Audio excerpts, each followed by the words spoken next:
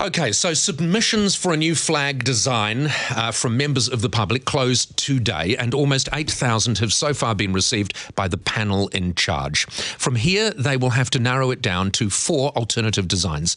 But has this all been an exercise in degradation of our current flag? Cultural historian Felicity Barnes joins me now. Felicity, good morning. Good morning, Paul. You're doing your bit for the flag, as it stands. I am doing my bit for the flag, wearing these. This is 6. This was made by World out of 6 flags. Well Isn't that done, nice? World. Well Yeah. done them. Tell us, as a cultural historian, what is important about our current flag design? What does it tell us?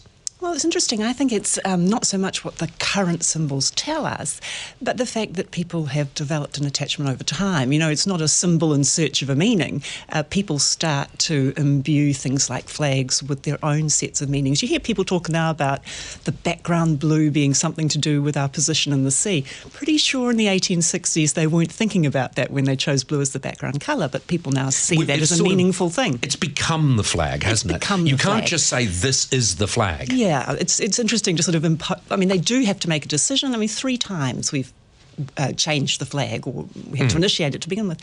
Each time there's been some kind of driving purpose behind it. You see, now this is what particularly worried me this time round, because I don't see that driving purpose. I didn't see a call to action. I didn't see a great groundswell of New Zealanders thinking, it's time to look at this. I saw one person who just happened to be the Prime Minister determined that we should embark on this exercise. Yeah, I tend to agree. I think the other times there's been some kind of rationale behind it. This time it feels a bit more of an empty gesture in some ways. And though there's been some pretty enthusiastic response in terms of 8,000 or 7,000 designs coming in, it's hard how to many know. of those are just kind of, there's some quite funny ones there. There's people who are not taking it seriously it's just at all. an exercise in being involved in many cases. And I think so. I know that this flag panel, they point to 700,000 people went on our website. Well, the easiest thing in the world is to go, that's called, you're inquisitive, you go on the website. That doesn't mean you agree with the whole process, or you even think the time is right for the process. How do we get from this process, if the time wasn't right to hold it, or if there wasn't a feeling that it was ready, how can we possibly get a flag which meets the requirements? Well, I think it's really a difficult challenge for them. They've got to whittle this now down to 4 designs and figure out, I guess what they're going to have to do is look at what they've got and see what are the recurring motifs that come through it. But I'm not sure that that's the best way of going about designing a flag, especially when there doesn't seem to be a burning desire amongst the public to actually go forward and change the flag. And that's the problem. Should this is a big question for you, Felicity, but should the process just be stopped? Should they be able to say, look, we've got to the point now, we've looked at all these things, and at some stage in the future, I dare say we will change the flag, but it just doesn't seem like this is the time.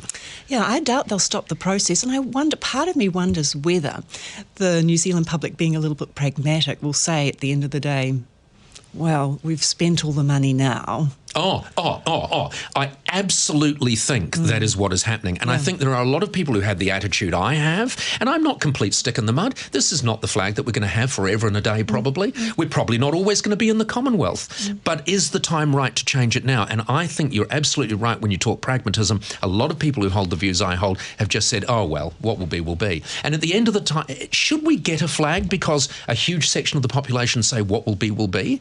Yeah, it doesn't seem to be the most compelling reason to go about changing your national symbol. And I think really, if you were having a change, say, to a republic, or you were leaving the Commonwealth, which is a very unlikely thing to happen, frankly, that might be a better opportunity. There might be a bit more public interest and momentum behind it. But currently it feels a bit of an empty gesture, I think. And the other thing that concerns me a little bit is that whole phrase, you don't know what you've got till it's gone. Well, and there is a sense of that. The timing is surprising, given the incredible amount of interest and even government effort behind commemorations around Anzac and overseas service.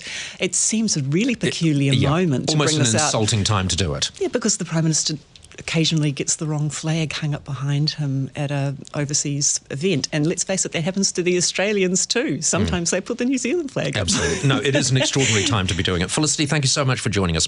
Felicity Barnes, cultural historian.